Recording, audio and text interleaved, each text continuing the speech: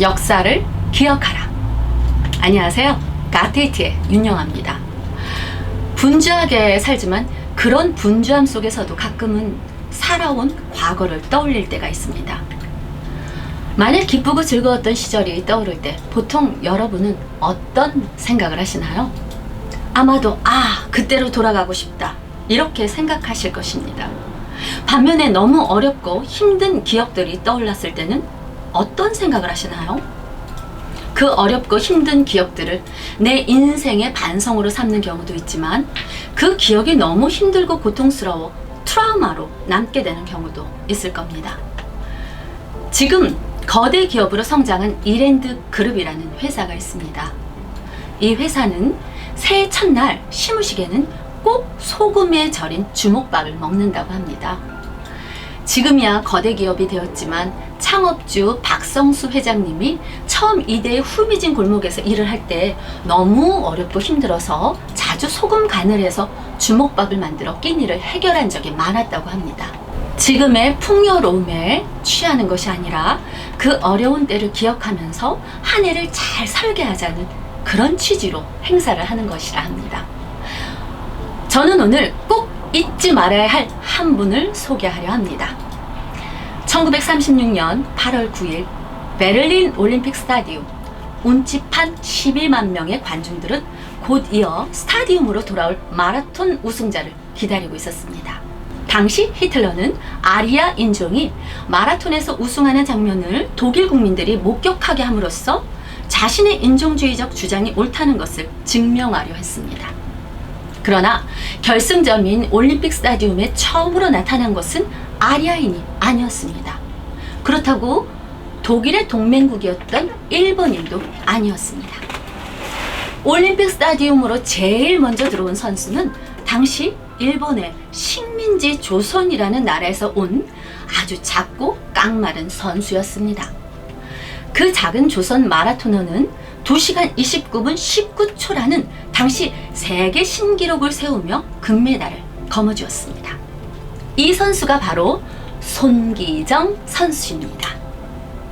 당시 히틀러는 기꺼이 그와 악수하려 하였고요. 히틀러를 도와 인종주의적인 다큐멘터리 올림피아를 제작하던 독일의 영화감독 레니 리펜슈탈은 3시간짜리 다큐멘터리 중에 10분 이상을 손기정이 뛰는 모습으로 채웠다고 합니다. 최근 손기정 선수와 관련한 한 기사를 접하게 되었는데요. 그 기사는 일본 올림픽위원회 JOC가 손기정 선수를 일본인처럼 소개하고 있어서 문제가 되었다는 기사였습니다.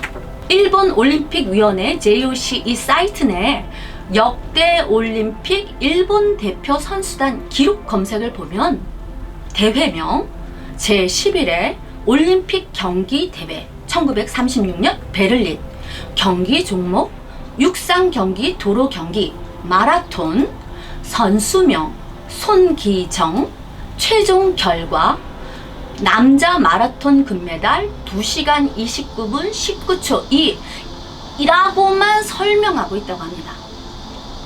손기정 선수에 대해 당시 시대적 상황이나 어떤 배경 설명 없이 일본 대표 선수처럼 소개하고 있다는 것인데요. 사이버 외교사절단 반크를 이끄는 박희태 단장은 손기정 선수는 국내외 스포츠계에서 공식적으로 인정한 한국인이고 대한체육회가 선정한 초대 대한민국 스포츠 영웅이라며 손기정 선수를 일본인처럼 소개한 JOC에 대해 시정을 요청했다고 합니다. 하지만 일본 정부는 여전히 묵묵부답이라고 합니다. 특히 박희태 단장은 국제올림픽위원회 IOC가 공식 홈페이지에 소개한 내용을 일본 올림픽위원회 JOC에게 전달하기도 하였는데요. 국제올림픽위원회 IOC 공식 홈페이지 기록을 보면은요, 손기정 선수는 한국인이며 1936년 베를린 올림픽 당시 한국은 일제 식민지 시기에 있었고 광복 후 그는 1988년 서울 올림픽 때 성화를 봉송하기도 했다 소개하고 있습니다. 이 내용대로 일본 올림픽위원회 JOC가 바로잡을 것을 요청한 것이었습니다. 게다가 일본 정부는 지난해 3월 도쿄올림픽 주 경기장 인근에 문을 연 올림픽 박물관 내에 역대 일본인 금메달리스트 전시 코너에서도 월계관을 쓴 송기정 선수를 최상단에 배치해 일본인처럼 해놓기도 했습니다. 전시물에는 일본어로 손기정 1936년 베를린 대회 육상 경기 남자 마라톤 선수라고만 설명을 달아놨다고 합니다. 이 사실도 시정 요구를 하였지만 올림픽 박물관 역시 어떠한 반응도 내놓고 있지 않다고 합니다.